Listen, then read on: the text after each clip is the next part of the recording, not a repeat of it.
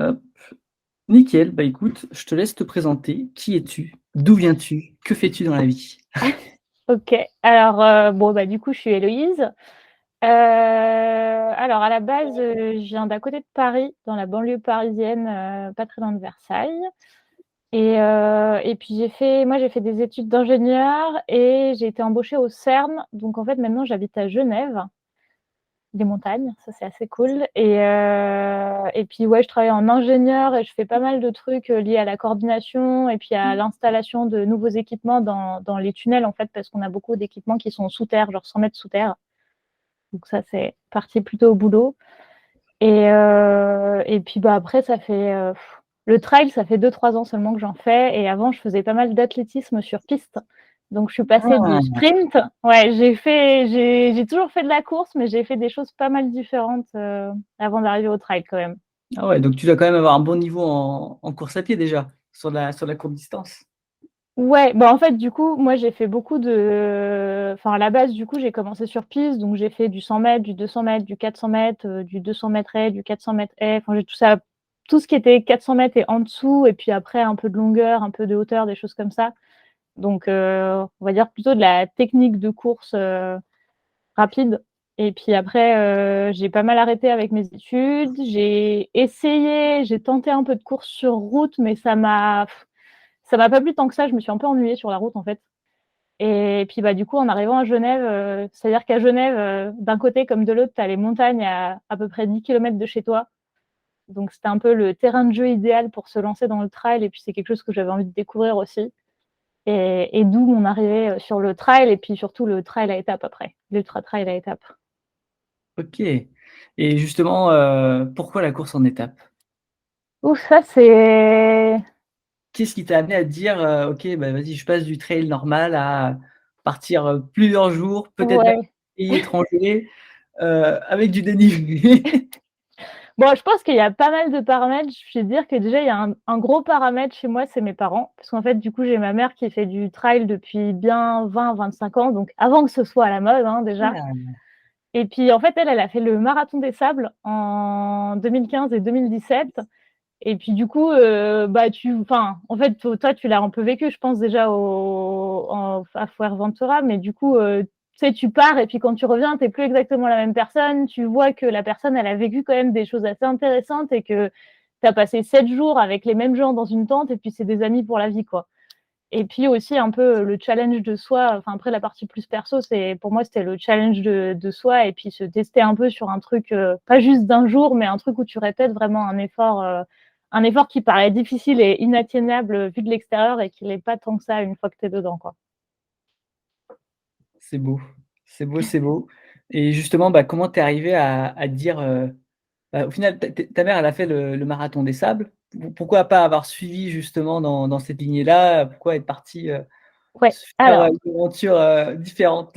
ouais, alors ça, en fait, à la base, le plan, c'était clairement de faire le marathon des sables. Enfin, depuis qu'elle l'a fait en 2015, je me suis dit, un jour, je vais le faire. Je sais pas exactement quand encore, mais je vais y arriver.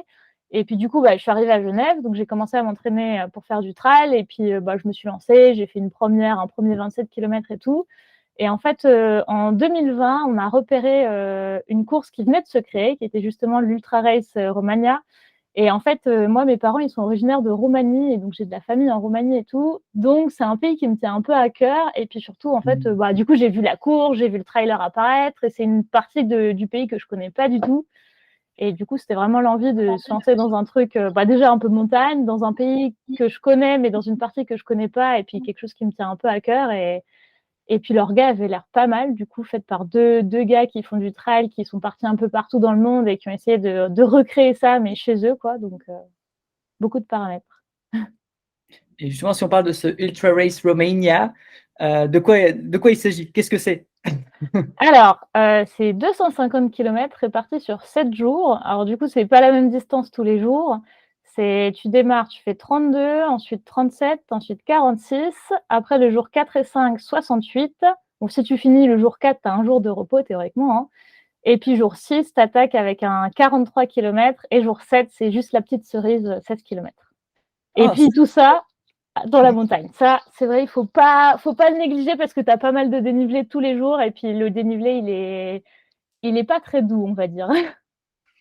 Tu t'en rappelles à peu près du nombre total de dénivelé que tu as parcouru? Ouais, répartis, enfin, au total, c'était environ 11 000. Après, du coup, donc le premier jour, je crois, c'était 32 et 1200 de D+. Le deuxième jour, on avait 37 et 1900. Donc le deuxième jour, il attaque pas mal, il y a des bonnes montées. Troisième jour, on avait 46 et 1900 aussi. Quatrième jour, on avait 68 et 2200. Et puis après, on avait 43, 1800, pareil. Et puis le dernier jour, c'était 16 km et 400 de dénivelé. Mamma mia! Ouais, Bon après en venant de la province de Genève, le dénivelé, en soi, c'était quelque chose que tu connaissais déjà? ouais. Bah, alors c'est clair que le dénivelé, c'était quelque chose que je connaissais déjà. Après, je vais pas te mentir, c'est du vrai dénivelé que tu auras en Roumanie, hein. Enfin, c'est pas des montées douces, il y a vraiment beaucoup de montées raides. En fait, je trouve ça hyper intéressant parce que, bon, du coup, forcément, quand tu pars du campement, tu as une partie qui est un peu plus plate, une partie qui est un peu plus roulante, et puis direct, après, tu passes dans la forêt ou tu passes dans des paysages alpins et tout, et tu as vraiment des endroits très sauvages, et puis il y a beaucoup de montées qui sont en monotrace, donc c'est de la montée un peu technique, et puis c'est de la montée raide. Enfin, en fait, pour te dire, on a clairement des endroits où on t'appelle 30-35% de pente. Waouh! Ouais, Voilà. j'avais vu ça sur les vidéos, ouais, tu voyais, à un moment donné, c'est zoomé sur une personne et puis après il commence à dézoomer et là tu vois le truc, tu dis: «Ah Ouais. ouais, quand Ouais, même!» ouais, ça, je pense que c'est la montée du deuxième jour et c'est vrai elle était pas mal. On a plus, et puis il y a pas mal, il y a quelques montées aussi qui sont assez longues en fait. T'as des montées qui sont réparties sur 5, 6, 7 kilomètres. T'as l'impression que t'en vois pas le bout. Puis après tu arrives au bout, tu redescends un petit peu et là tu revois encore une nouvelle montée, tu dis: «Mais punaise, Ouais. ça va jamais s'arrêter». Après, parfois, t'avais aussi, par exemple, t'as une grosse montée et puis tu commences à descendre, sauf que tu descends un peu sur les crêtes, donc c'est pas de la descente claire et nette, c'est un peu vallonné, quoi. C'est du terrain sauvage. Et justement, comment tu as fait pour te préparer à pouvoir encaisser ces 6 jours, et ces 11 000 mètres de dénivelé? Alors bon, moi j'ai pas l'impression que j'ai fait quelque chose de très particulier, mais en fait ma semaine type, on va dire de manière générale, mais je pense que j'ai la chance de pouvoir, d'avoir pas mal d'heures pour faire du sport. En général, je vais 3 fois par semaine à la salle. Donc je fais lundi, mercredi, vendredi, je fais une séance, un peu type CrossFit, mais enfin tu sais, c'est les workout of the day. Donc c'est 45 minutes assez cardio, mais tu fais un peu de poids et tout. Et du coup, moi, ça m'a beaucoup aidé, surtout pour muscler bah, les épaules, le haut du dos, parce que bon, pour moi, en tout cas, c'est ma partie un peu faible. Après, le jeudi et le mardi, du coup, je cours en général 10-12 km à midi. Donc c'est plutôt sur route, mais c'est toujours un peu vallonné, parce qu'en général, on a les vignes à côté, donc il y a toujours moyen de faire un peu de dénivelé. C'est pas grand-chose, mais toujours un petit peu. Et puis en général, samedi, je partais sur une séance de 3, 4, 5 heures en montagne. Donc là, je faisais plutôt la partie dénivelée. Après, c'est vrai que quand je me suis rapprochée de l'échéance, juin-juillet, le midi parfois, le mardi ou le jeudi midi, en fait, j'ai la chance depuis mon boulot d'être hyper proche de la montagne. Donc je pouvais faire des petites séances d'1 heure où tu montes, tu descends et tu as fait 600 mètres de dénivelé. Donc voilà, on va dire, moi, j'ai pas forcément fait beaucoup de kilomètres, mais j'ai pu faire beaucoup de dénivelé. Enfin, sur une semaine, je faisais beaucoup de dénivelé. En général, j'arrivais facile à faire 2, 3, 4 000 de dénivelé sur la semaine. Un bon travail de fond, au final, Ouais, c'est ça. Bah, ouais, en fait, c'est un gros travail de fond. Après, je sais qu'il y en a qui préfèrent courir 4-5 fois par semaine. Moi, j'aime pas trop cette méthode parce qu'après, je sais que enfin, tu sais, tu peux vite te blesser ou te faire des petites tendinites ou des choses comme ça. Donc, je préfère faire mon travail de fond en faisant du cardio à la salle aussi. Après, c'est un choix personnel. Il faut voir ce qui marche. Chacun a une manière de bien équilibrer sa dose d'entraînement. je sais que à la salle, ce qui est bien pour travailler justement un peu la montée et le dénivelé, il y a des espèces de marches là. C'est la machine Ah avec les ouais, marches. ouais. Alors c'est vrai que nous, on n'a pas ça. Moi, je faisais même aussi à la salle, je faisais de la marche rapide sur tapis. Mais c'est-à-dire que je mettais, je sais plus, je mettais 10-12% sur le tapis et puis je mettais le tapis à 6 ou même 6-5 quand j'arrivais en kilomètre-heure. Et ça, c'est un très bon exercice parce qu'en fait, enfin, bah, du coup, je sais pas si tu l'as déjà expérimenté, mais souvent en course longue comme ça, il y a des moments où tu tu te retrouves obligé de marcher parce que juste t'as 3 jours dans les pattes et tes jambes, elles peuvent plus courir et courir à 7 km/h, c'est pas efficace, tu te fatigues trop vite, donc tu préfères marcher à 6. Et c'est un mode d'avancement assez efficace. Donc ça, c'est vrai que ça faisait partie de mon entraînement aussi, faire un peu de marche rapide. Et je pense que c'est un aspect à pas forcément négliger parce que on était quand même dans le groupe de tête, on était une petite demi-douzaine, on avait tous des très bons rythmes de marche et du coup, ça nous permettait quand même de pas s'épuiser dès le début et avancer bien quand même. Tu dirais que pendant ta course, tu as passé combien de temps à peu près en marchant et tu vois la répartition marche-course? Ouais, alors déjà, moi je marche en montée, hein. Et pour le coup, honnêtement, même j'ai passé du temps avec les deux gars aussi qui ont fini premier, on marchait tous en montée. Donc entre les montées où tu marches, il y a les portions hyper techniques de descente que tu marches parce qu'elles sont un peu compliquées à courir. Et puis après, il y a les portions, genre typiquement sur la longue, on a une portion un peu à plat, mais on a marché pendant presque 10 km parce que juste, on n'avait pas envie de courir parce qu'on savait qu'il nous en restait 50 à faire des kilomètres. Mais du coup, ouais, je pense que sur cette course, je dirais que j'ai marché un peu plus de 50% du temps. Oh, c'est beau, ça reste Ouais. quand même un bon ratio en final, hein, marche-course, Ouais, je dirais temps. peut-être aller 60% marche, 40% course. Mmh. Parce qu'il y a beaucoup de personnes qui peuvent s'imaginer: «Ouais, mais marcher, c'est tricher». C'est que souvent quand on Non, vient de la route ou du marathon ou du semi-marathon, on se dit: «Mais ouais, mais j'ai pas le droit de marcher, j'ai pas le droit de marcher». ouais, mais c'est ça qui est en fait, c'est ça qui est différent. Moi, c'est ça qui m'a pas plu sur la course sur route, c'est que tu dois rester tout le temps à la même vitesse pendant 4 heures et pour moi, rester à la même vitesse pendant 4 heures, je m'ennuie, en fait et puis bon, en plus, tu as pas les mêmes paysages, que quand tu vas à la montagne, quoi. Quand tu vas à la montagne, bah, forcément, tu peux pas rester tout le temps à la même vitesse et puis il y a des moments où tu es obligé de marcher parce que juste ça a aucun sens de courir, en fait. Faut faire ce qui est efficace, pas ce qui est censé être plus rapide. On l'a pas dit au début, mais on sait que enfin on sait. Nous, on sait de quoi il s'agit un petit peu par rapport à la course en étapes, mais pour les personnes éventuellement qui vont écouter ça plus tard ou qui vont voir, cette petite vidéo, la particularité, c'est qu'en fait, en plus de ça, on porte sur notre dos un sac, qui contient, justement, tout notre matériel, notre nourriture et cetera et ça représente quand même un certain poids. Ouais, ça c'est Est-ce que clair. tu veux nous en dire un petit peu plus là-dessus? Alors, ouais, donc du coup, effectivement, comme tu as dit, donc on a le sac à dos avec tout le matériel et la bouffe. Donc en fait, c'est 2 parties. Il y a une partie qui est vraiment la partie matérielle obligatoire. Donc ça, en général, c'est donné par l'organisation, plus après les effets personnels ou les items personnels. Donc il peut y avoir tout ce qui est, le kit de survie, la couverture de survie, après, je sais pas, les bidons pour porter l'eau. Bon, il y a toute une petite liste. Et puis à ça, tu rajoutes, l'éventuelle tenue de rechange. Le legging long, le t-shirt manche longue, bon, les 2-3 trucs que tu vas pas forcément mettre ou que tu mets que le soir au bivouac, le sac de couchage, le matelas si t'en prends un, tout le monde en avait pas. Et puis après, il y a la partie nourriture. Donc ça, c'est la partie du poids qui décroît au fur et à mesure de la semaine. Et du coup, pour donner une idée, un ordre, enfin une tranche pour le poids, moi j'avais le sac le plus léger cette année et j'avais 6,8 kilos sur le dos. Sans l'eau ou avec l'eau? Sans l'eau. Ouais, sans l'eau, parce que l'eau, ça varie tous les jours, donc c'est pas vraiment le paramètre que tu rajoutes. Mais sans l'eau, j'avais 6,8 kilos. Et puis après, le plus lourd cette année chez nous, c'était 12,6 kilos. Donc on avait vraiment quand même une sacrée Ah tranche. dis donc! Ouais. Et après, pour donner des tranches, d'autres tranches, chez les femmes en général, du coup, nous, on était, bon, bah, moi, j'avais le sac le plus léger, donc on va dire, on était entre 6,5 et 9 kilos. Et puis après, du coup, c'est vrai que les mecs, ils avaient des sacs un chouïa plus lourds. Et puis en général, ils étaient plus entre 8 et 12.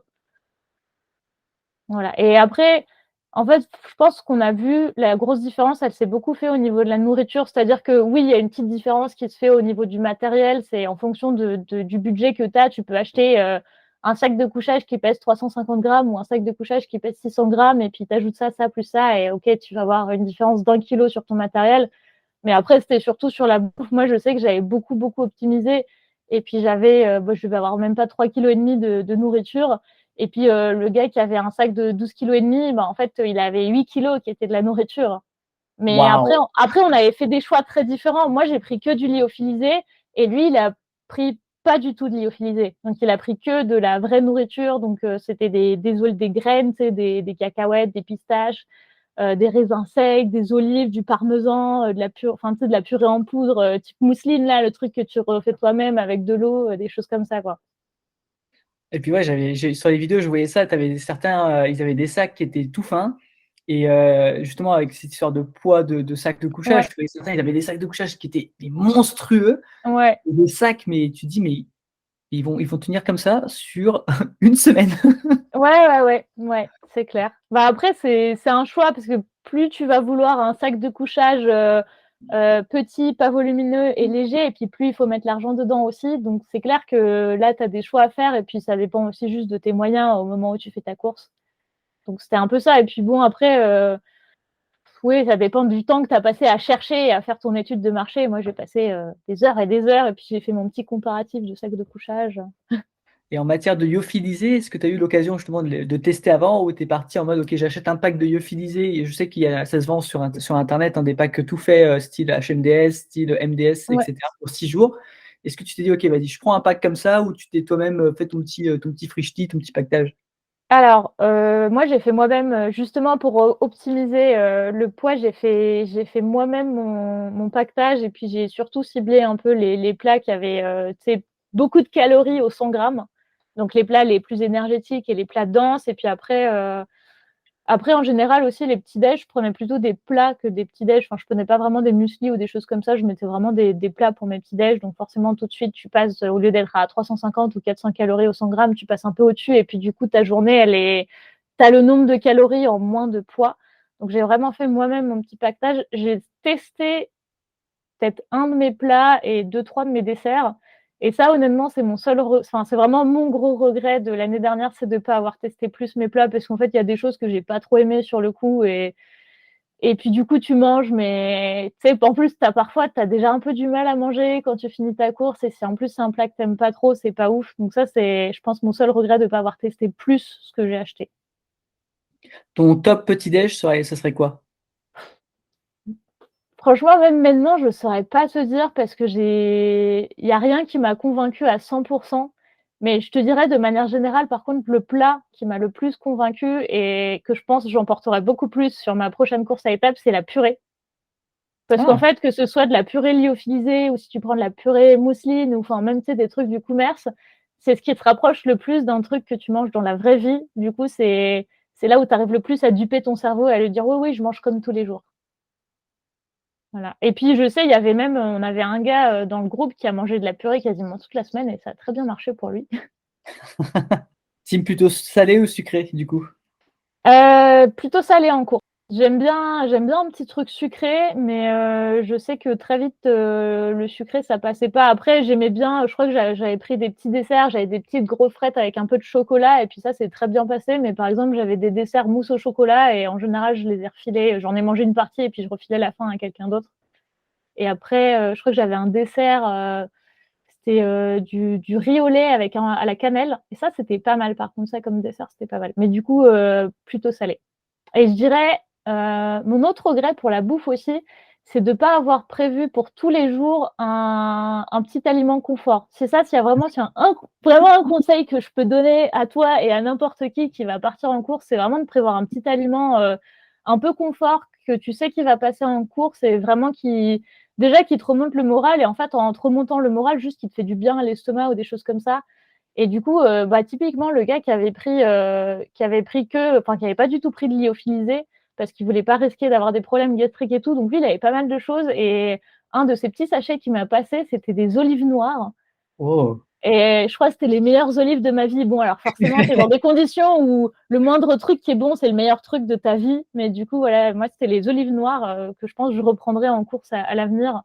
Et puis surtout, là, comme tu es à la montagne, tu fais ton petit sachet, tu le mets sous vide si tu as une machine à mettre les aliments sous vide, et puis ça tient très bien la semaine. En plus, en général, c'est salé, donc c'est pas un truc qui va périmer comme ça en 2 jours, quoi. Moi, je sais que quand j'étais dans les Canaries et qu'il faisait super chaud, moi, ce qui m'a sauvé, c'était le saucisson. Ouais, Le ouais, saucisson et les Haribo, les Dragibus, en truc confort. ouais, voilà. Bah après, c'est ça, c'est chacun d'avoir son petit truc. Il faut vraiment trouver son petit aliment qui va marcher en course, et puis qui te remonte le moral, que tu sais que ça va passer, tu vas le manger avec plaisir. Et puis, ça te relance un peu même pour finir ton repas ou pour finir ta course. Enfin, ça dépend quand est-ce que tu le manges, mais ouais. Et si on parle maintenant un peu de, justement de tes proches, comment ils t'ont soutenu dans cette aventure? Alors, bah, du coup, si tu me poses la question, c'est que tu as pas dû le voir, mais moi, ma participation, en fait, elle était assez spéciale l'année dernière. Donc c'est-à-dire que moi, je me suis inscrite comme toi, en fait, je me suis inscrite en décembre, c'était un cadeau de Noël de mes parents et puis, 3-4 mois avant la course, il y a ma mère qui parlait déjà de la course et puis ça l'a démangé un peu et donc elle a décidé de s'inscrire aussi et 6 semaines avant le départ pour la Roumanie, il y a mon père qui s'est aussi inscrit. Donc en fait, nous, on a fait la course en famille. Donc, Waouh! donc voilà, c'est pour ça, c'était un peu particulier, on va dire, en termes de soutien des proches, dans le sens où moi, j'avais mes parents qui étaient là, en fait, avec moi. Donc, enfin, c'est-à-dire que du coup, clairement, l'organisation, ils nous ont mis dans la même tente. Donc, on n'a pas couru ensemble parce qu'on n'a pas, il n'y a aucun de nous trois qui a le même rythme. Donc, il n'y a aucun de nous trois qui a pu courir ensemble. Mais du coup, tu prends le départ ensemble et puis tu t'attends à l'arrivée. Et puis, tu peux discuter ensemble, tu peux te remonter le moral ensemble. Voir ce qui va pas, ce qui va bien, comment ça s'est passé la journée, etc. Donc ça, je pense que c'était vraiment une très belle expérience qu'on a pu partager tous les trois. Et est-ce que justement le fait de l'avoir partagé tous les 3, ça a changé quelque chose dans votre quotidien aujourd'hui? Bah, je pense c'est une expérience quand même hyper particulière, donc c'est clair qu'on a partagé un truc qui est hors du commun et qui est absolument extraordinaire, vraiment ensemble. Donc on sait exactement, ouais, je pense que ça a changé des choses, ça nous a rapprochés encore plus. Après, on était déjà une famille, très proche et puis on a déjà une très bonne entente, mais c'est clair que ça nous a rapprochés sur ça et puis ça, tu sais, ça t'apporte une compréhension un peu différente de l'autre aussi, où tu as moins besoin de mots parce que tu as vécu un truc qui est vraiment particulier, quoi. Et du coup, tu as eu l'occasion de faire des entraînements avec eux aussi avant ou pas du tout? Pas trop, non. Je pense que de mémoire, j'ai ma mère qui avait dû me rejoindre un ou 2 week-ends, pour faire des entraînements à la montagne avec moi. Bon, on avait fait notre course de préparation ensemble, c'était une course de 50 kilomètres et sinon, non, on n'a pas, enfin, c'est-à-dire que, du coup, ma mère, elle habite à côté de Paris, moi, j'habite à Genève, donc les préparations ensemble, c'est pas tous les jours. Ouais. Et si on revient sur un peu la course en elle-même, est-ce que tu as eu des appréhensions particulières? Bah, avant la course, de toute façon, tu es toujours un peu, moi, le jour où enfin, la période où je stresse le plus, c'est la nuit d'avant, dans le sens où c'est la nuit où je dors pas bien, en fait. C'est la nuit qui précède n'importe quelle course. J'ai beau être top préparée, même si je me sens en super forme et que tout va bien, je dors jamais bien cette nuit-là. Après, j'ai eu des petites appréhensions de pré-course. En fait, je me suis un peu, justement, quand j'ai fait ma course de préparation début juin, je me suis un peu blessée au pied, où je me suis tapé en fait tu sais, les métatarses là du dessus du pied. Donc j'ai fait une grosse contusion, j'ai mon pied qui a gonflé. Et puis, bah, en fait, du coup, pour être sûre de guérir, j'ai pas couru pendant un mois. Donc j'ai fait du vélo à la place, mais le vélo, enfin, ça compense, mais ça remplace pas non plus complètement. Ça maintient ton cardio, mais c'est pas pareil. Donc j'avais une petite appréhension au niveau de ça, de savoir si j'allais déclencher ma douleur au pied en courant. Après, enfin moi, ce que j'ai beaucoup aimé dans ce format de course, c'est qu'en fait, ta seule barrière horaire, c'est ta barrière horaire d'arrivée. Et en fait, c'est globalement assez large dans le sens où bah, quasiment tous les jours, tu as 12 heures ou 13 heures pour finir. Et en fait, on ne te coupe pas au checkpoint. Vraiment, on te laisse au maximum finir. Et puis, ils font tout pour que tu puisses arriver. Après, tu as une équipe qui est assez incroyable. Donc, pendant la course, non, j'ai pas eu vraiment d'appréhension, mais faut juste, tu sais, il faut rester concentré tous les jours. Et puis c'est clair qu'il y a des jours où, enfin, notamment le jour de la longue, le départ, il est à 6 heures du matin, tu te lèves à 4 heures du matin. Ça fait 3 jours que tu cours, donc tu es fatigué. Franchement, le réveil, il est hyper dur. T'as pas envie de te lever, t'as pas envie de partir. En plus, ça se voit vraiment sur la vidéo récapitulative. Si tu regardes les têtes de tous les Mmh. participants sur le jour du départ, franchement, on a tous une tête. On dirait qu'on n'est pas réveillé, qu'on a trop mal dormi. C'est le seul jour où on n'a pas l'air très vraiment heureux d'être sur la ligne de départ, si tu veux. Donc, je dirais pas des appréhensions, mais tu as des hauts et des bas, ça c'est clair. Tu as vraiment des moments où, un peu comme dans toute course, où tu dis mais pourquoi j'ai fait ça? Pourquoi je me suis inscrit? Qu'est-ce que je fous là? Et puis bon, normalement, le moment où tu passes la ligne d'arrivée, ça passe automatiquement. Si c'est pas déjà passé avant, ça passe au moment où tu passes la ligne d'arrivée, et puis tu retrouves l'organisation, tu retrouves tes compétiteurs, enfin ta famille, les amis que tu t'es déjà fait, etc. Et est-ce qu'il y a eu des moments justement de doute, un peu en mode ah, j'y arriverai pas, vas-y, je m'arrête, j'abandonne, je reviendrai peut-être l'année prochaine, je sais pas, ou plus jamais de la vie, un truc pareil? Alors, des moments de doute pour abandonner, non, pas vraiment. Je pense que déjà, j'ai toujours été très large sur les barrières horaires, donc enfin, j'ai toujours, à chaque fois, je voyais à la montre que j'étais large pour arriver et qu'il y avait pas de souci. Donc, au niveau de, on va dire physique, ou purement arriver dans les temps, ça, j'ai pas trop eu des doutes. Après, j'ai eu beaucoup de questionnements à certains moments, mais de pourquoi je me suis lancée dans ça, qu'est-ce que je fous là. Enfin, en vrai, moi, je vais te dire, mon jour le plus difficile, c'était le jour de la longue. J'ai vraiment, c'était 68 kilomètres. J'ai eu 30 kilomètres qui se sont passés nickel. Donc, vraiment, le départ, les premières heures, c'était nickel. Et puis, passer les 40, ça devient un peu dur. Et passer les 50, vraiment, j'ai passé les 4 pires heures de ma vie à ce moment-là. J'étais le moral dans les chaussettes, j'avais envie de vomir. J'arrivais même, pour te dire, même l'eau avait un goût bizarre. Donc, tu sais, c'est le genre de moment où vraiment, tu dis, mais qu'est-ce que je fous là? Pourquoi je continue? Pourquoi je suis là? Après, une fois que je suis, enfin, pendant la course, une fois passé la ligne d'arrivée, moi, j'ai pas eu de blessure, j'ai rien eu. Donc, chaque jour où je passais la ligne d'arrivée, je me disais, mais là, je suis plus proche, je peux pas abandonner. En plus, je suis quelqu'un d'hyper têtu. Donc, vraiment, juste la seule pensée d'abandonner et de me dire, je reviens l'année prochaine pour ça, c'était pas vraiment une option dans ma tête. Donc, ça, j'ai pas trop eu ça. Après, pour le truc de je fais plus jamais ça de ma vie, je l'ai eu une fois que j'ai fini la course, donc c'est-à-dire une fois qu'on avait les médailles, qu'on était tous contents, que ça y est, c'était enfin fini. Je pense donc après avoir passé une nuit dans le lit d'hôtel, etc. et tout, le lendemain matin, je me suis réveillée et je pense que j'ai vraiment eu quelques heures où je me suis dit, mais plus jamais je fais ça, j'en ai fait une, c'est bon, c'est checké dans ma liste, c'est fini. Et puis en fait, ça passe hyper vite. Enfin, la journée d'après, tu te dis ouais, mais c'était quand même une belle expérience. T'as vu tous les amis que tu t'es fait. En plus, vraiment, t'as vu des belles choses, t'as découvert des belles choses. Puis une semaine après, tu te dis ah, c'était cool. Peut-être que j'y retournerai. Et puis un mois après, tu te dis bon, 2023, c'est dans 11 mois. Ouais, j'ai le temps de me préparer. Donc ouais, t'as un espèce de processus où ouais, t'as une journée, quelques jours où tu te dis j'ai pas envie. Et puis après, tu te dis si, j'ai carrément envie de refaire ça. Waouh! C'est vrai, c'est vraiment cette sensation-là, hein, à la fin, mais à la fin, tu dis: «Mais c'est bon, c'est comme tu l'as expliqué si bien, hein, C'est ça. c'est bon, c'est fini» et après tu as qu'une envie, c'est de re-signer. Mais c'est exactement ça. C'est vraiment, t'as un moment, je pense, où tu passes la ligne d'arrivée et t'as vraiment le soulagement de ça y est, c'est fini. Je peux poser mon sac, je peux enlever mes affaires qui puent sur moi parce que ça fait 7 jours que je mets le même t-shirt. Et puis t'as vraiment ouais, ce soulagement de ça y est, c'est fini, je peux laisser mon corps tranquille. Et puis en fait, tu passes une semaine après ça et t'es de nouveau, déjà, t'as du mal à revenir les pieds sur terre parce que t'es encore la tête dans la montagne et puis t'as juste une envie, tu te dis, mais je vais y retourner. Je sais pas si c'est l'année prochaine, si c'est en 2024 ou dans 3 ans ou dans 5 ans, mais je vais y retourner, quoi. Waouh! Est-ce qu'il y a des erreurs que tu as commises pendant la course? Des erreurs stratégiques, Bah, heu alors, moi, je te dirais, enfin, bah, du coup, il y en a une que je t'ai dit, pour moi, c'était de pas avoir testé ma bouffe. mmh. Vraiment, ça, c'était, je pense, vraiment mon plus gros regret, c'était de pas avoir testé la bouffe parce que du coup, comme je me suis quand même beaucoup donné, c'est vrai que ton corps, ne supporte pas toutes les nourritures, donc il faut vraiment un truc que tu es sûr de supporter. Et puis, bon, en vrai, du coup, clairement, je mangeais la moitié de mes plats. Donc, si tu veux, je mangeais peut-être 1000 calories par jour, alors qu'en vrai, tu en dépenses 3000 ou 4000. Donc, je pense que ça, c'est le truc que je changerais la prochaine fois que je vais y aller, parce que j'y retournerai, ça c'est clair. Donc, la prochaine fois que j'y retournerai, je prendrai, je sais pas, un sachet d'olives noires par jour. Mais tu sais, des petits sachets, il faut pas grand-chose, hein.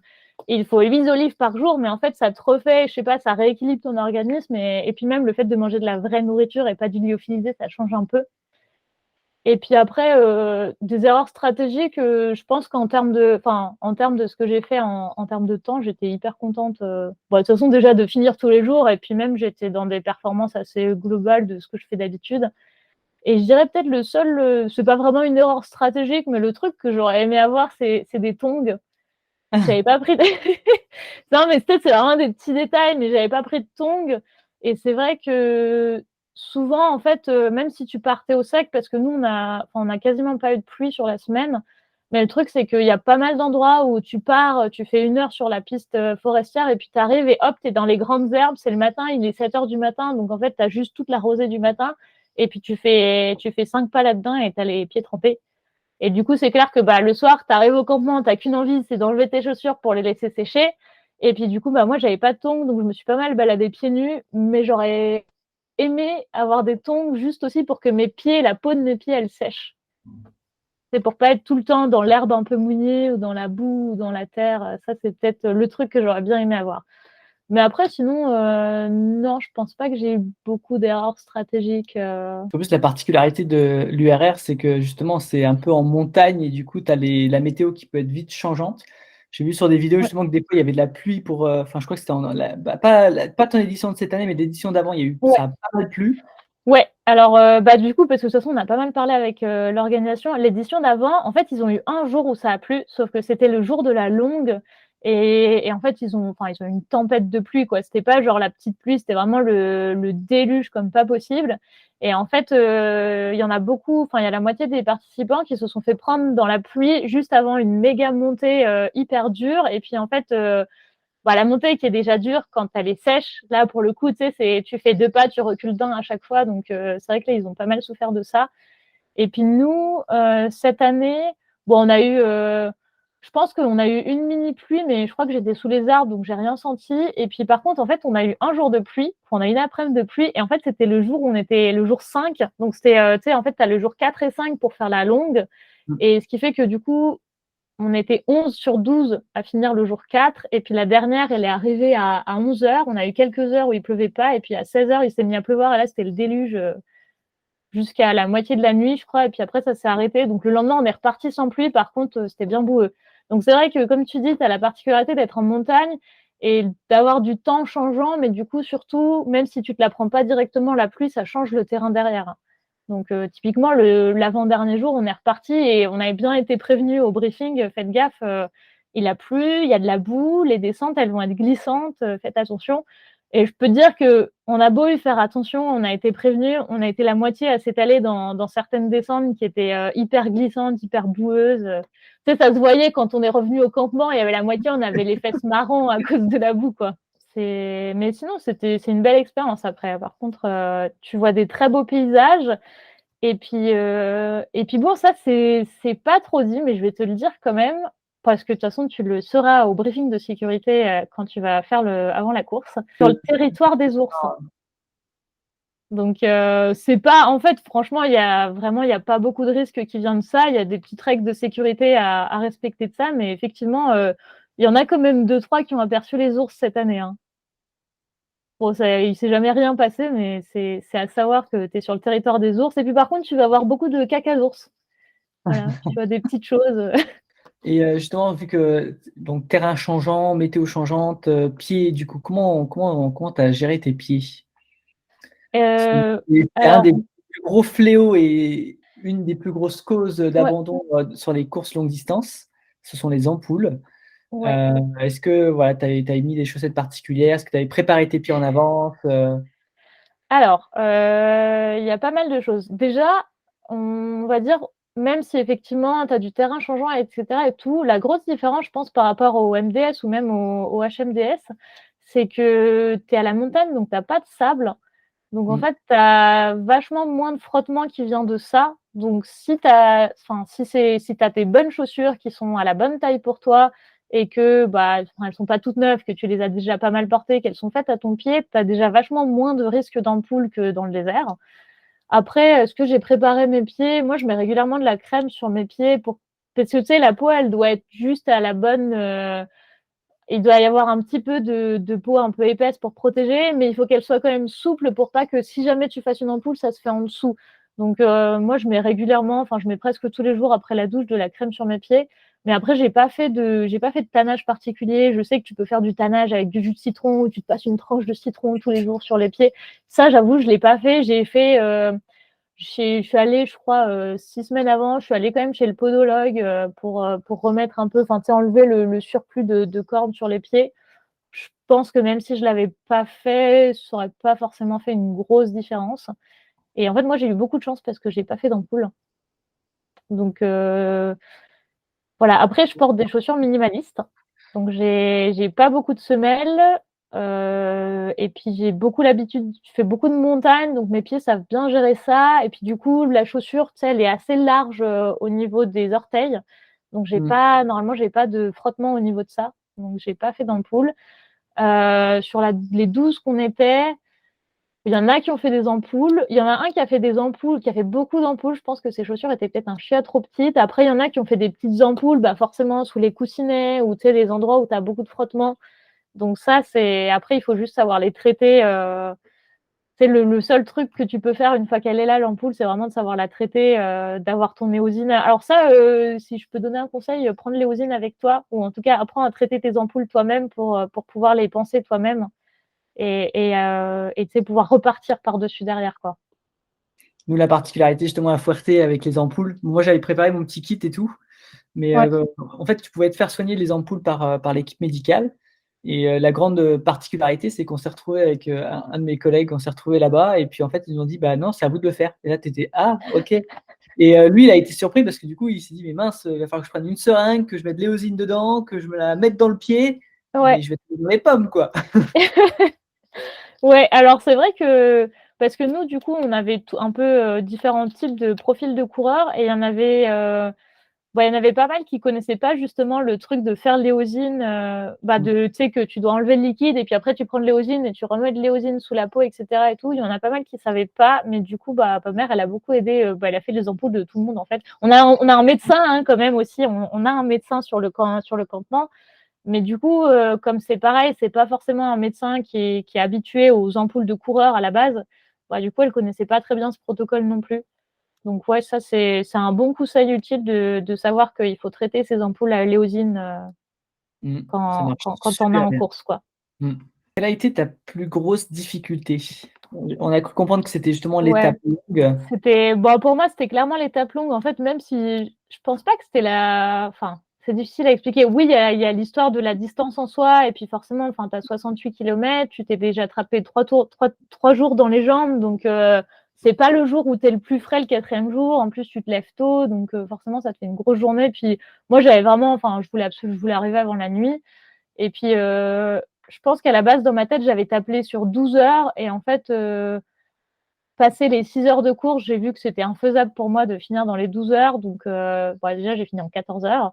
Et en fait, clairement, les 3 dernières heures, pour moi, elles ont été hyper dures parce que j'arrivais plus à manger mes snacks.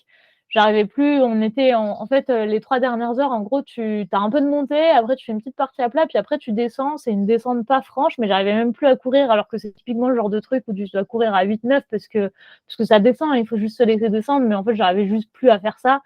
Et puis en fait, je pense que j'étais tellement un peu dans le rouge que tu es à l'étape où même quand tu essayes de boire de l'eau, et ben, tu as l'impression que même l'eau, elle est dégueulasse et même l'eau, tu plus trop envie de la boire, mais tu sais que tu devrais quand même parce que sinon tu te déshydrates.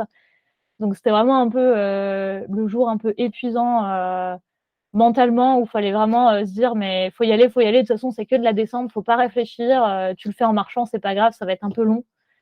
Et je pense pour moi, c'était vraiment ça la grosse difficulté. C'est clairement l'étape longue. Au niveau de l'hydratation sur, justement l'étape longue quand tu arrivais pas à boire, justement de l'eau, est-ce que sur les autres jours, même ce jour-là, tu mettais aussi des électrolytes dans ton eau, des pastilles de sel, des bouillons cubes, Alors, j'ai testé les boissons de l'effort et les trucs comme ça, et c'est encore pire. Enfin, pour moi, en tout cas, pour moi, personnellement, le goût, ça rend le truc encore pire et j'ai encore moins envie de boire. En plus, j'avais fait une gourde le matin où j'avais mis justement la boisson de l'effort. Donc, le matin, j'ai pu la boire. Sauf que toute la journée après, j'avais l'impression encore de sentir le goût de la boisson de l'effort. Et du coup, il y avait une gourde où j'arrivais juste pas à boire de l'eau dedans parce que je trouvais ça vraiment un peu dégueu. Après, les pastilles de sel, du coup, je les mets pas directement dans l'eau. C'est des pastilles que je prenais, donc j'en ai pris un peu. Donc, j'en ai pris une ou deux. Je crois que c'est 2 par jour. Enfin, moi, j'avais compté 2 par jour et puis j'avais dû les prendre ce jour-là. Et après, les bouillons, les cubes de bouillon, ça, non, j'ai pas essayé. Mais ouais, après, j'ai des petits trucs que je me suis noté. Justement, ça, typiquement, essayer des boissons peut-être un peu salées ou des trucs un peu différents. Je pensais notamment genre aux aliments liquides, tu sais, enfin, un truc de nutrition que je voudrais essayer la prochaine fois, c'est essayer les aliments liquides ou les repas liquides. c'est typiquement les chèques que tu vois, la gym ou les gens qui n'ont pas le temps. Je pense que ça peut être un bon truc si tu sais que passer un certain nombre d'heures d'effort, tu n'arrives plus à manger et plus à boire, ça pourrait le faire. Quel est ton ressenti après cette course? Ah, alors Là, ça, y a... on est en décembre, à l'heure à laquelle on discute. Alors oui, du coup, la course, elle s'est finie le 17 ou le 18 août. Donc ça fait bien 3 mois que la course est passée. Bah, honnêtement, c'est une aventure, je pense que tu gardes pour la vie dans toi, quoi. Enfin, c'est un truc vraiment marquant, mais dans le sens hyper positif du terme, dans le sens où vraiment, bah, déjà, tu rencontres des gens et puis, tu sais, c'est des gens que tu connais pendant 7 jours et en fait, c'est vraiment des amis que tu te fais pour la vie. Donc, nous, on a un groupe WhatsApp, on communique encore un peu dessus. Si on veut se donner des nouvelles, etc. et tout, bah, on peut se donner des nouvelles dessus. On a déjà peut-être parlé de revenir en 2024 sur la course. Donc voilà, ce genre de truc. Après, au-delà de ça, on avait aussi, enfin, tu le verras, hein, l'organisation est juste incroyable. C'est-à-dire que c'est bon, les deux gars qui ont créé la course, c'est deux qui font du trail, et puis ils ont, en Ils fait, ont un bon palmarès, ouais. tu sens qu'ils ont mis leur âme dans l'organisation de course, vraiment dans le sens où, en fait, ils veulent t'accueillir dans leur famille, ils veulent que tu te sentes accueilli, que tu te sentes bien, que tu te sentes chez toi, que tu te sentes en confiance et dans la mesure du possible, que tu te sentes confortable dans ton expérience. Alors oui, forcément, c'est une expérience où tu pousses tes limites et tout, mais il y a une équipe de volontaires qui est absolument incroyable. Et puis, tu sais, tu arrives au point d'eau, ils vont pas juste te demander l'eau, ils vont te demander comment ça va, si ça va bien, si tu as bien avancé, si ça s'est bien passé, si tu as eu des problèmes. Enfin, tu sais, c'est tout ce genre de... Ça paraît des petits détails, mais en fait, ça change vraiment la donne quand tu cours. Et puis, enfin, typiquement, tous les jours, sur chaque ligne d'arrivée, tu avais toujours 20, 30 personnes de l'équipe bénévole qui étaient là pour t'accueillir. Ils avaient les sifflets, tu sais, les trucs qui font du bruit, là, les espèces de Oui, klaxons et ouais. tout. Et puis ça criait, et puis ils mettaient de la musique et tout. Enfin, tu sais, t'étais le héros de la journée à chaque arrivée. En fait, chaque jour, t'étais le héros de la journée parce que tu passais la ligne d'arrivée. Donc, je pense qu'il Tu y avait décrochais le vraiment. drapeau à l'arrivée aussi et tu passais avec le Ouais, drapeau. ouais. Bah, ils l'ont pas fait tous les jours, mais c'est vrai que plusieurs fois, ils venaient et puis ils venaient te donner ton drapeau, le drapeau de ton pays. Et du coup, ouais, non, ça, c'était vraiment, enfin, tu sais, c'est vraiment une expérience assez incroyable. T'as le gars, un des deux, là, fondateur de la course, qui arrive, il vient te rencontrer André, quelques centaines de mètres avant, il vient te donner ton drapeau, il court la fin de la course avec toi, et puis tu sais, t'as tout le monde qui t'encourage et tout. Et puis au-delà de ça, en fait, t'as 2 jours de visite après la course. Donc en fait, enfin, t'as la particularité, une fois que la course est finie, l'expérience est pas, enfin, c'est pas juste genre, je fais la cérémonie de remise des prix, je fais le dîner, et puis bah, je dois rentrer chez moi, je suis tout déprimée parce que je suis la tête dans la montagne, j'ai rien compris à ce qui s'est passé. En fait, non, t'as encore 2 jours où 2 jours que tu passes avec les gens avec qui tu as couru, que tu passes avec l'organisation et tout. Ils te font un peu visiter du pays, mais du coup de manière un peu plus calme, un peu plus tranquille. Donc ouais, non, je sais pas, c'était vraiment... Bon, pour te dire, enfin, on a eu tous beaucoup d'émotions. C'est un truc hyper émotionnel, mais dans le sens positif vraiment du terme. Et puis, je sais pas, on a tous pleuré quand on s'est dit au revoir. Enfin, tu sais, c'est vraiment un truc qui te prend au cœur, qui te touche et puis qui te touche pour toujours, quoi. et la particularité du lieu en fait dans lequel se déroule la course, c'est vraiment une terre de, bah, ils le disent, hein, c'est une terre de légende, etc. Et quand j'ai Ouais. vu la vidéo après où vous partiez à l'excursion, alors, je crois que c'est un des châteaux de Dracula. Oui, c'est Et ça. quand ça grimpe, tu dis mais mince, il y a encore des marches à monter. Bon, la montée est pas si terrible que ça. Mais oui, effectivement, on visite 2 châteaux et du coup, il y a un château, c'est le château comme étant connu, le château de Dracula, en fait, là où il y a eu le fameux empereur qui empalait ses ennemis. Et puis l'autre château, c'est le château de la famille royale de 1800, je sais plus combien. Et puis non, enfin, c'est bien fait, ils font bien leur truc. Et en fait, au-delà de la visite des châteaux, on t'emmène au restaurant et puis en Roumanie, tu Mange manges bien. bien. Tu On mange refais les kilos que tu as perdus les 7 jours d'avant. et justement donc ça c'était le ressenti juste après et aujourd'hui, tu vois, est-ce que tu as enfin, comment tu as vécu justement ce retour à la réalité? Ah, c'était bah, franchement, c'est pas forcément facile les premiers jours parce que, bah, tu sais, du coup, tu reviens chez toi. Bon, tu es quand même content de revenir, revoir tes proches, revoir ton compagnon et cetera et tout. Mais tu reviens chez toi et puis ton cerveau, enfin, ta tête, elle est encore un peu sur la montagne. Tu es encore un peu, c'est assez difficile à décrire, en fait, à quelqu'un qui l'a pas vécu, mais tu es encore un peu, dans ton expérience que tu as vécue et dans tous ces sentiments, vraiment, tu sais, dans toute cette réflexion que tu as pu avoir, parce que tu avais beaucoup de temps pour penser avec toi-même et puis penser à plein de choses et puis vraiment absorber toutes les émotions de la course. Et du coup, vraiment, bah déjà, tu mets quelques semaines à revenir complètement sur Terre. Et puis, même une fois que tu es revenu, tu es encore la tête dedans. Tu repenses tous les jours un peu à ce que tu as fait et comment ça s'est passé, les gens que tu as connus. Et du coup, ouais, non, le retour, il est un peu dur dans le sens où bah, tu n'es pas complètement là, en fait. Tu es revenu, mais ton esprit, il n'est pas à 100% revenu. Et puis ça met quelques semaines avant de revenir. Et puis après, une fois que tu es 100% revenu chez toi, bah, tu penses déjà à quand est-ce que tu vas repartir, quoi. Mais du coup, ouais, là, enfin, maintenant encore, pour moi, c'était vraiment une expérience incroyable. Et puis, je suis clairement en train de réfléchir à c'est quand la prochaine fois que j'y retourne. Donc, ça, c'est en cours de discussion. Ah! Avec le compagnon cette fois-ci? Exactement, c'est ça. Faut C'est réussir pour à ça que convaincre. bah, c'est convaincu. Après, il faudra voir si ça sera cette année ou l'année prochaine. Mmh. Si tu devais donner, allez, 2-3 conseils à quelqu'un qui hésiterait éventuellement à se lancer ou qui, tu vois, oserait pas encore franchir le pas, ce serait quoi? Alors, bah, déjà, enfin, le conseil évident, mais qu'en vrai, il faut pas hésiter parce qu'en fait, ça c'est un truc qui paraît insurmontable quand tu te dis comme ça: «Punaise, il faut que je fasse 250 kilomètres, je vais passer 7 jours à courir, c'est pas possible, je vais pas y arriver». Mais en fait si. Enfin, en fait, nous vraiment, on avait tout type de coureurs. Enfin, OK, on avait des coureurs, donc je pense que moi, je fais partie plus des gens qui font déjà du trail et qui ont de l'expérience. Mais on avait aussi des coureurs qui ont très peu d'expérience de trail. Enfin, quand tu regardes, je sais pas, mon père qui a fait la course, OK, il a fait la 6000D, mais il l'a fait il y a 15 ans. Donc, si tu veux, depuis, il a plus fait de trail, il fait pas régulièrement de la course à pied. Après, en fait, il a fini. Enfin, en fait, il y en a, je pense, c'est beaucoup. Il faut pas vraiment s'arrêter sur la capacité physique que tu peux avoir. Déjà, parce que ta limite physique, elle est beaucoup, beaucoup, beaucoup plus loin que ce que tu penses. Et ensuite, parce que ce qui t'emmène à l'arrivée d'une telle course, c'est pas ta capacité physique, franchement, c'est le mental. Mais à 100%, enfin, pas à 100%, oui, il faut s'entraîner un peu, il faut avoir un peu de fond et il faut que le corps il puisse tenir. Mais en fait, au-delà de ça, ce qui va faire que ton corps il va tenir, c'est parce que tu as décidé que tu veux finir. Donc en fait, il faut pas hésiter à s'inscrire en se disant mais je peux pas y arriver, je suis pas capable, j'ai pas le physique pour. Déjà, il n'y a pas de physique type pour faire du trail. Et ensuite, vraiment, bah, vraiment, il faut travailler son mental pour y aller parce que c'est ça qui va t'emmener au bout de la course. Et puis ouais, non, vraiment, je pense que c'est un sport il n'y a pas de type de morphologie, de physique, de type d'entraînement même. Ton entraînement, ça peut être de marcher 2 heures tous les jours. Et en fait, du moment que tu as le fond et que tu peux tenir ton rythme de marche, bah, tu vas finir. Les seules limites qui existent sont celles que l'on s'impose. Voilà.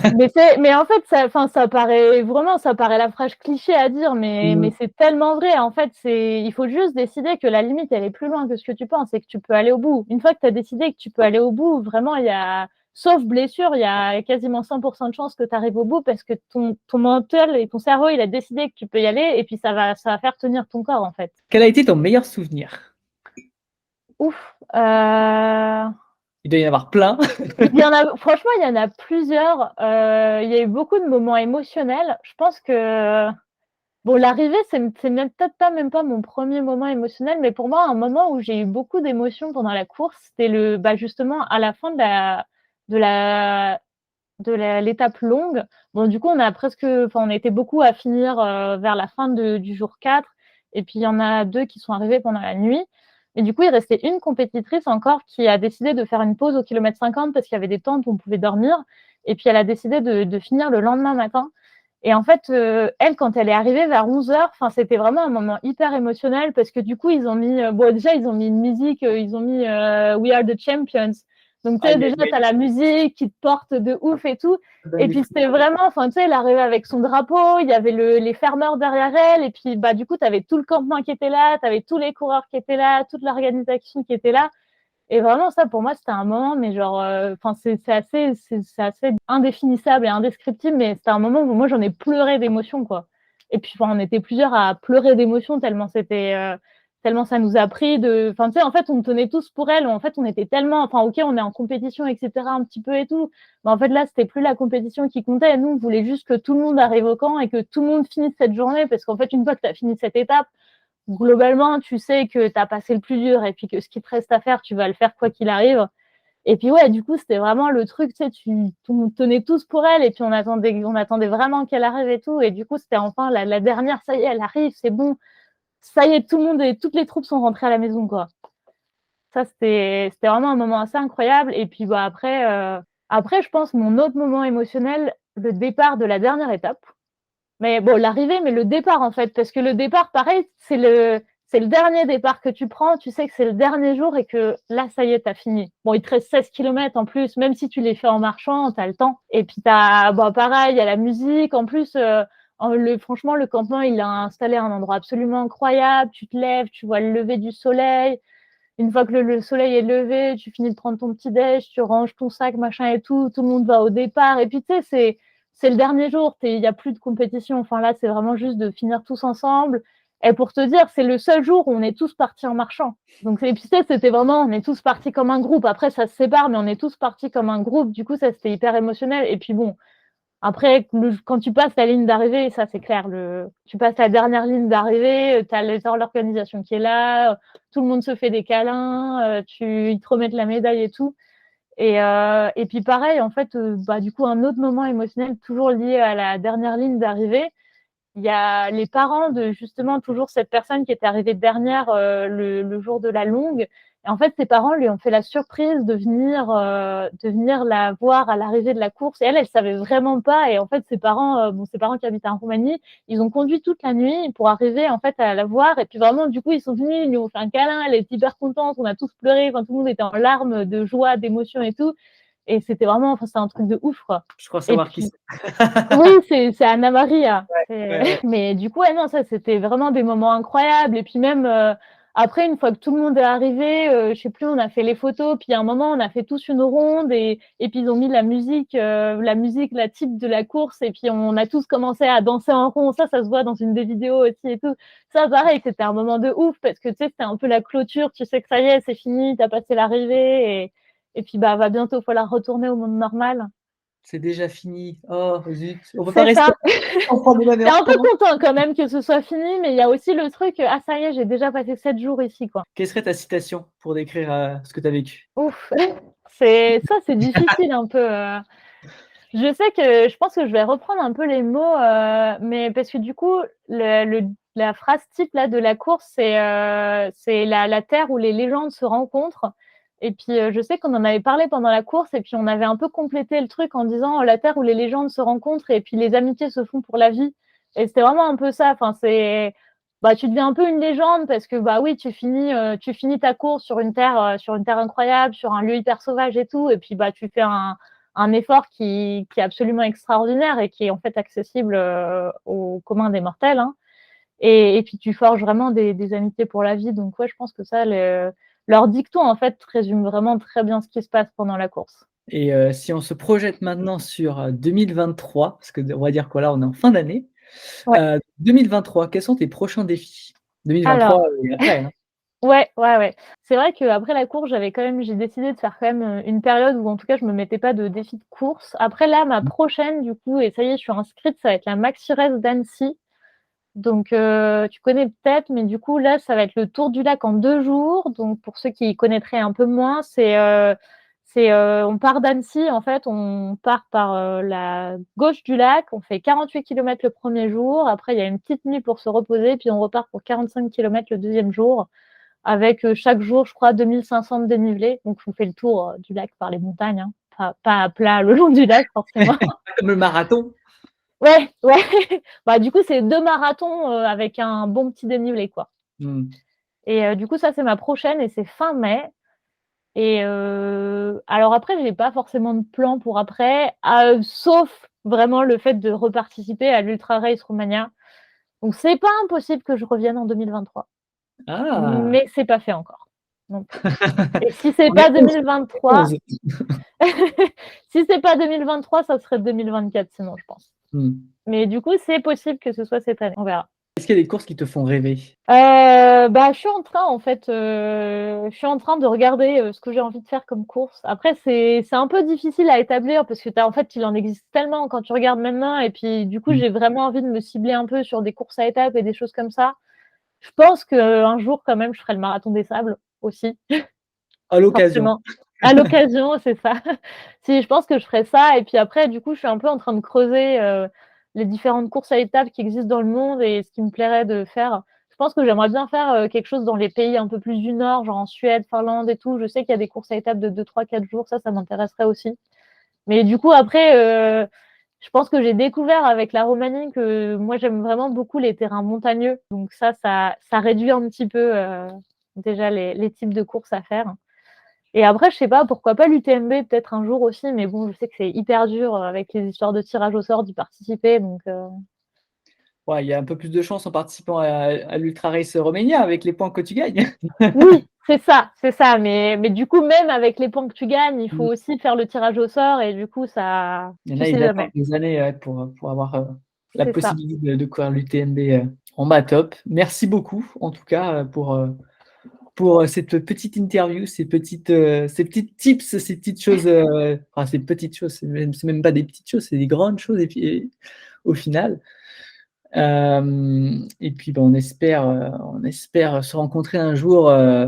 Pourquoi pas en Qui 2023 en sait? Roumanie? Qui C'est sait? ça. Tout est possible. Peut-être dans 8 mois en Roumanie et sinon, un jour sur une autre course.